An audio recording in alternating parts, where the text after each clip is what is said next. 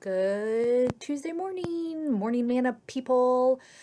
Okay, so, after yesterday's morning manna and reflecting on Stephen's Sunday sermon, and the last sermon in the series of Through the Lonesome Valley, where he talked about through the valley of suffering, a song came to mind, a childhood church song that I learned.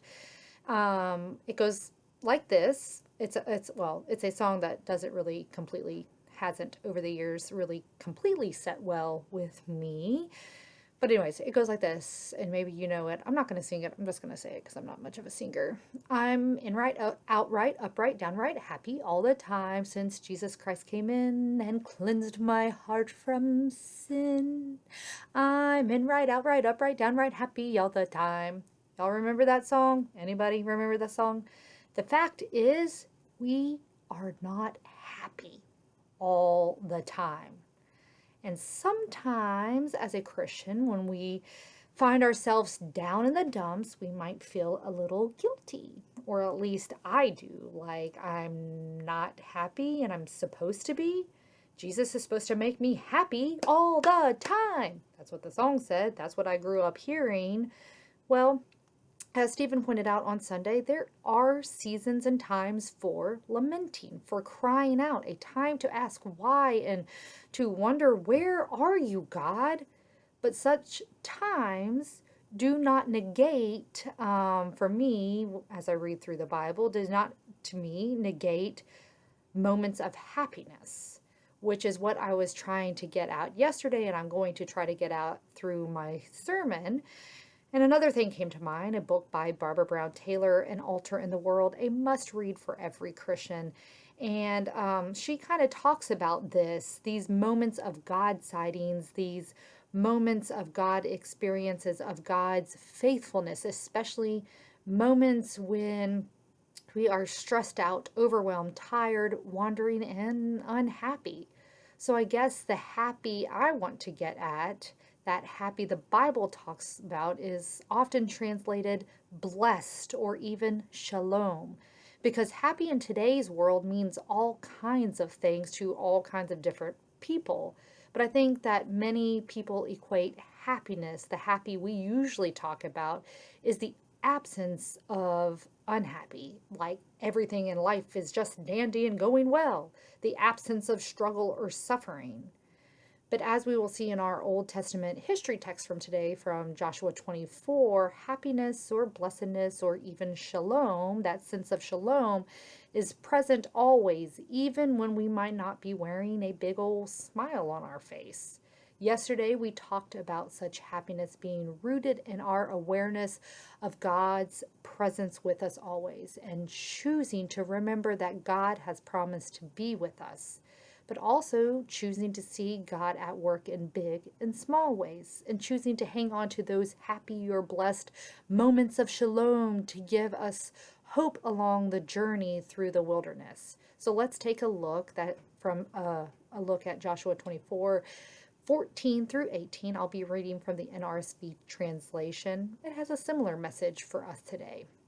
Now therefore revere the Lord and serve the Lord in sincerity and faithfulness. Put away the gods that your ancestors served beyond the river and in Egypt, and serve the Lord.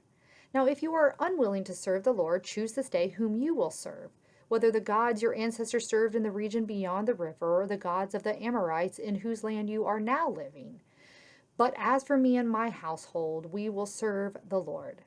Then the people answered, Far be it from us that we should forsake the Lord and serve other gods.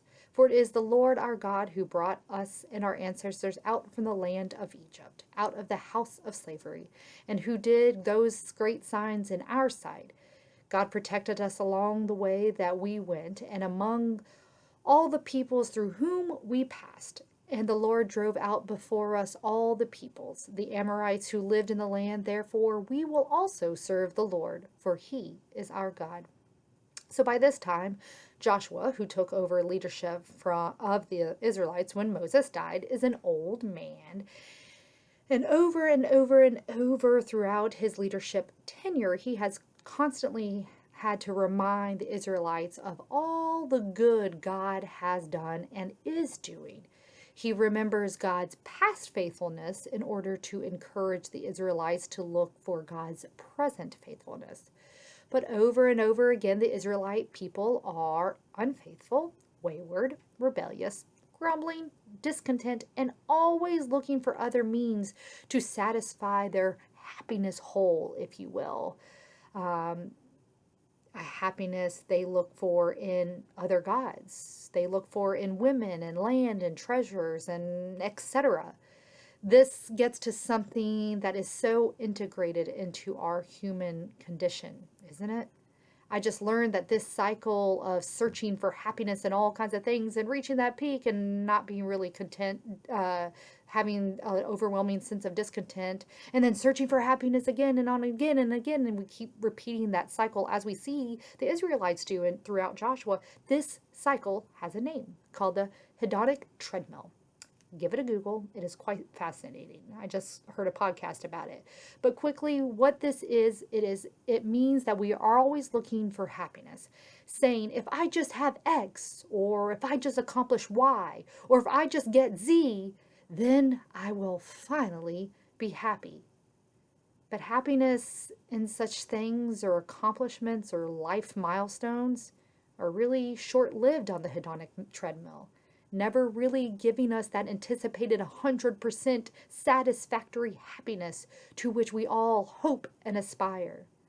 Joshua points this out in Joshua's own way throughout his time as the Israelites' leader. In our scripture text for today, he pleads with the people to stop chasing rainbows, to stop chasing all those things that they think will bring them ultimate happiness. Instead, he encourages them to give their all, their 100% to God in sincerity and faithfulness in order to know the happiness that they seek. A happiness that is constant, a happiness that does not disappoint, a happiness that is present in our highs and our lows, a happiness that comes from putting God first. Not just talking the talk about putting God first, but actually walking the walk and being an all-in follower and servant of God. So when you do find yourself in hard days and crying out to God, take this happiness advice from Joshua. 1, remember God's past faithfulness to you and those you know. 2, let that remembrance encourage you to choose to see God's present faithfulness all around you. And 3, stop trying to mask or band-aid or patch up the discontent you're feeling with things that cannot bring you the happiness promised in God. So I know there is a lot to think about in just this short scripture text we have today. And unfortunately, this is all the time I have for you this morning for these short morning mannas. So explore it on your own. Pray about it. Reflect on it. And continue to let your breath prayer be, choose God, choose happiness. I'll see you tomorrow.